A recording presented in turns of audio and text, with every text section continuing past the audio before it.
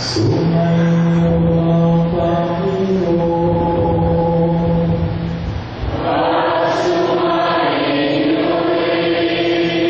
Ang mabuting balita ng Panginoon ayon kay San Mateo.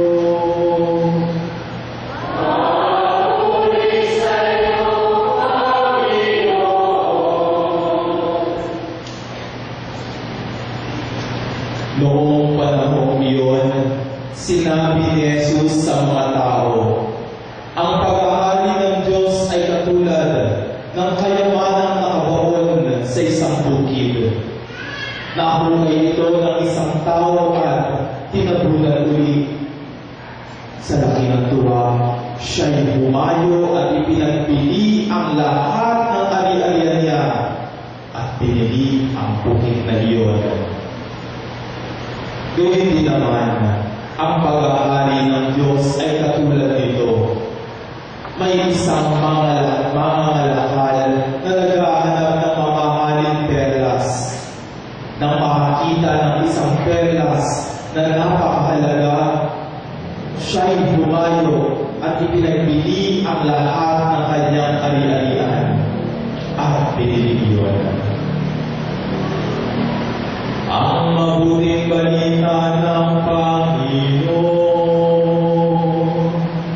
Pinupuri namin, Panginoong Jesucristo.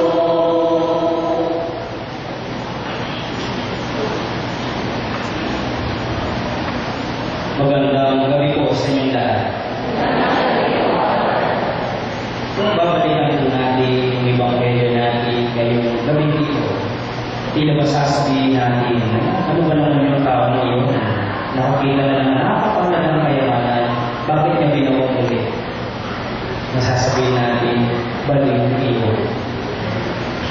Marahil na tayo yung nakakita ng kayamanan iyon, marahil ba o kaagad ang direksyon natin, hindi po ba?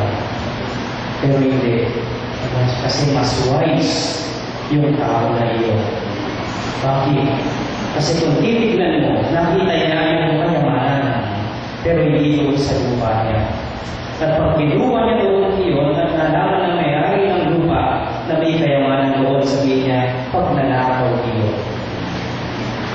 Pero hindi ganoon, mag-iisip ng tao iyon, kaya sabi ko, wise yung tao iyon. Bakit? Kasi anong ginawa niya? Pinambili yung lahat ng ari-arian niya at binili niya yung lupa na iyon na kung saan nandoon yung nakita niyang napakalagang kayamanan. At nung nabili na niya iyon, ibig sabihin sa kanya na iyon. Kaya sabi ko, mas wise iyon. Yung tao na iyon, hindi na siya pwede pagpintang ngayon na hindi sa kanya yung kayamanan iyon sapagkat nasa kanya na yung kayamanan na iyon. Naalala ko po, noon ay nakita ko yung pamangkin ko, naglalaro sila ng chess. Siguro yung iba po sa atin alam din kung paano maglaro ng chess. Nandun yung pawns na nasa second row, tapos yung kasunod na nandun yung mga rooks, yung nasa corner, tapos nandun din yung knights, tapos nandun yung bishop, tapos yung queen and king. Sa paglaro natin iyon, makikita mo minsan naubos yung mga alagad mo. Pero minsan, hindi doon sa dami ng nakain mo. O doon sa dami ng natalo mo para manalo. Paano ka mananalo doon sa game of chess? Dapat mapatay mo yung king. Dapat makakuha mo yung king. Kaya pag minsan napakarami mo ng nakain. Ano yung pinakadulo? Pag nakain yung king mo, kahit mas marami yung nakain, talo ka. Kaya makapabalikan mo yung Ebanghelyo natin. Ano yung pinakadulo ng kayamanan natin? Sinasabi sa atin, ay ating Panginoon. Ano yung kingdom of God na tinatawag natin? Kaya nga sinasabi ko, bagamat may nakita siya, napakagandang perlas, bagamat marami siyang pambili, anong ginawa niya? Pinambili natin yung para mabili yung pinaka-importante perlas. Yung perlas na yun ay ating Panginoon. Ngayong araw din kong ito, pinagdiriwang din natin ang kapistahan ni San Alfonso de Gregory. Kaya kung titignan natin, minsan may nagtanong po sa akin, kasi nga po birthday ko ngayon, sabi nila, bakit hindi Alfonso yung pangalan mo? Kasi kung titignan mo sa kalendaryo, dapat Alfonso yung pangalan mo, hindi Russell. Sabi ko, katalang sa nanay ko nito tatay ko.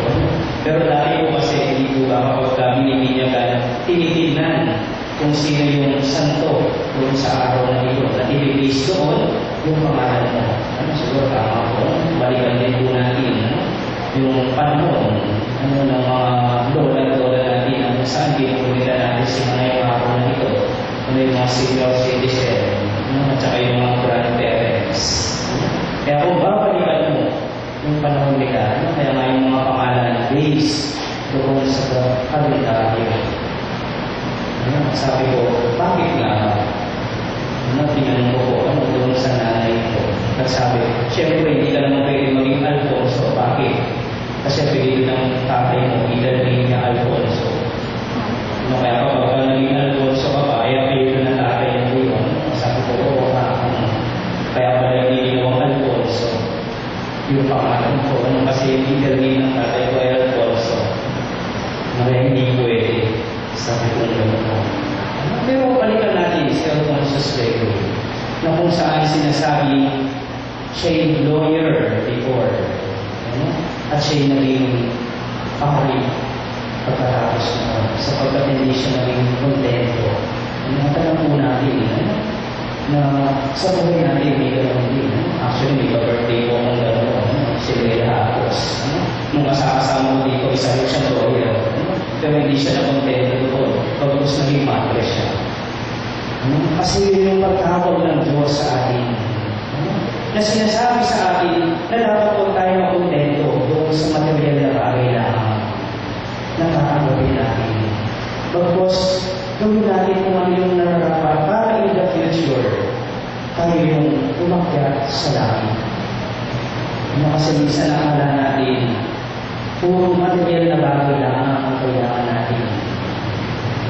Sometimes kapag ako'y nagkakamusuling, yun yung pagkakamali ng parents. Kasi sinasabi nila, brother, binigyan ko naman po siya ng mga gamit na kailangan niya. Pero bakit yung anak ko naging sumunod? Sabi ko, baka yung kong anak niyo, hindi kailangan yung mga material na bagay na iyan.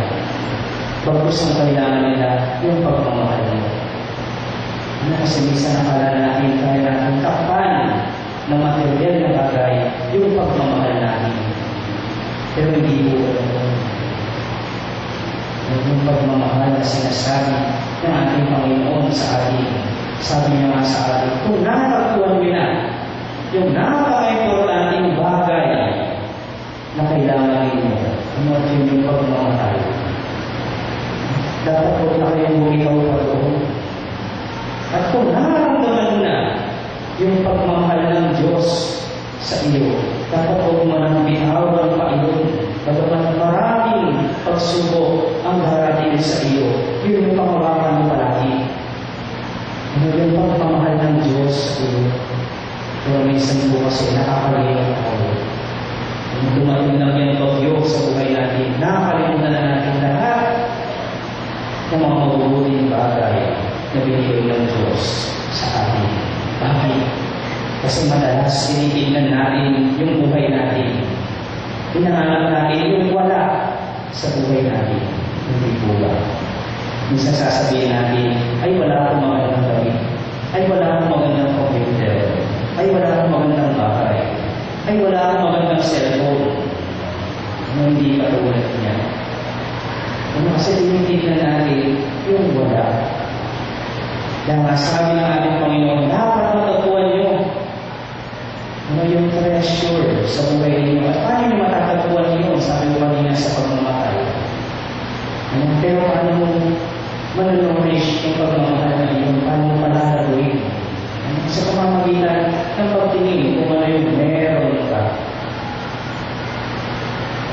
So noon, pag tinignan mo yung biyaya ng Diyos at sinabi mo, ay meron akong cellphone. Bagamat mumurahin yung cellphone ko, importante, nakakapag-text pa ako at nakakatawa. Okay na sa akin mo. Sabihin mo, ay biyaya yun ng Diyos. Ano, at sabihin mo, ay, may computer ako, Jurassic. Ano, kasi luma. Ano, siguro medyo buwan pa yan. Ano, importante, nakapag-type ako ng mga reports ko. Ano, okay na itong computer na ito. Ano, yun ang biyaya ng Diyos. At kaysa tingnan mo kung ano yung wala ka doon sa kapwa mo, sabihin mo, at least ako may buhay. At yun yung pinakabiyaya ng Diyos sa akin. Ano naman yung tignan natin? Tignan natin yung biyaya ng Diyos sa atin. At yun yung pagyamanin natin. Yung biyaya ng Diyos. At sana kapag nakapagkuha na natin yung biyaya iyon, naway ko na natin bitawan pa. At alam po natin kung ano yung ginawa ni San Juan Maria Vianney. Ano nung natagpuan niya yung biyaya iyon. Ano yung biyaya ng pagpapari.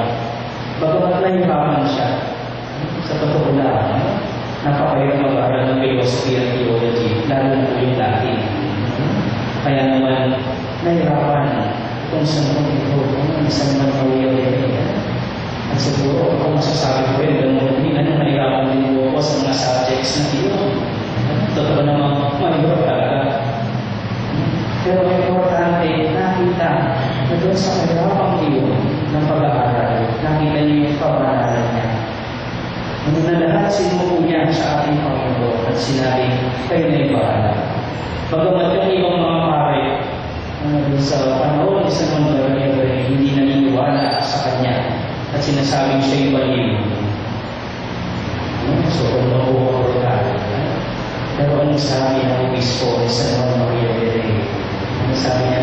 Sana kung lahat ng mga pari, ay katitin lamang ay maging simbaliw ni San Juan Maria Vianney. Wala tayong magiging problema. Bakit? Kasi pinakita ni San Juan Maria Vianney kung paano maging banal. Ikaw na yung magpakumpisa ng 14 hours a day. At pagkatapos noon, magbibigay ka pa ng kategising sa mga bata. At pagkatapos noon, magbibigay ka ng homily doon sa mga matatanda. Yun ay pagpapakunal sapagkat nakita niya yung pinaka-importante sa kanyang buhay. At yun ay ang kayamanan ng pagmamabuhay na nagagaling sa ating Panginoon. Kaya nga hindi mo pwede sabihin sa iyong kapwang ay tinutulungan ko siya kung wala pagmamahal. Kasi kung yung pagtulong mo pakitang tao lang, walang pagmamahal ko. So, ganoon yung treasure na sinasabi ng ating Panginoon. At yung pagmamahal para lang tayo makapunta sa langit kasama ng ating mga santo, kasama ng ating Panginoon. At yun ay ang pinaka-treasure natin lahat. Yun ang pinaka-kayamanan natin lahat. Kaya yun ang pagyamanan natin. Dapat ipagpatuloy natin yung totoong pagmamahal sa ating kapwa, hindi yung salita lamang. Pagkos iparang natin sa baba. Amen.